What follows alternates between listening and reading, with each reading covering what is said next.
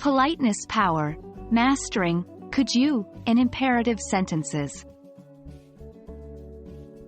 Hello, English learners. Welcome back to our Grammar Fundamentals series. Today, we'll take a look at an important aspect of language learning that sometimes gets overlooked: politeness.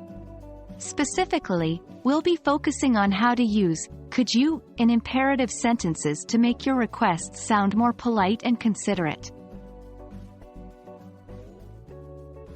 Imperative sentences are commands or requests. They're direct, and we use them to tell someone to do something. For instance, open the door. It's a simple, straightforward command. But sometimes, being this direct can come off as rude or too commanding. That's where our topic today comes in. To make our requests more polite, we can use could you. This turns our command into a question, and it sounds more like a request than an order. So, instead of saying, open the door, we would say, could you open the door? The meaning is essentially the same, but the second sentence is gentler and more polite. Now, let's look at how we can use could you in various situations.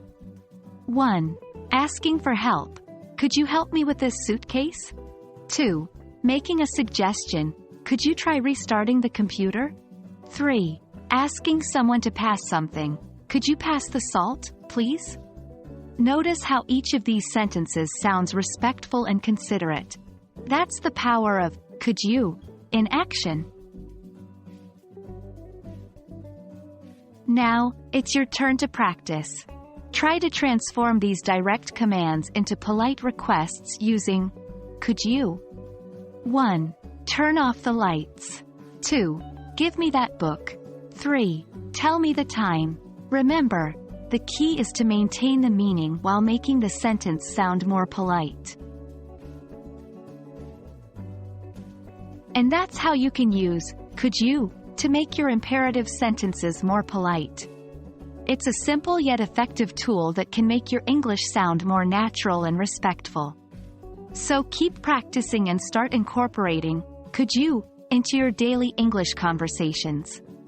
Remember, learning a language is not just about grammar and vocabulary, but also about understanding and adapting to the cultural nuances, including politeness. I hope you found this lesson helpful, and as always, happy learning!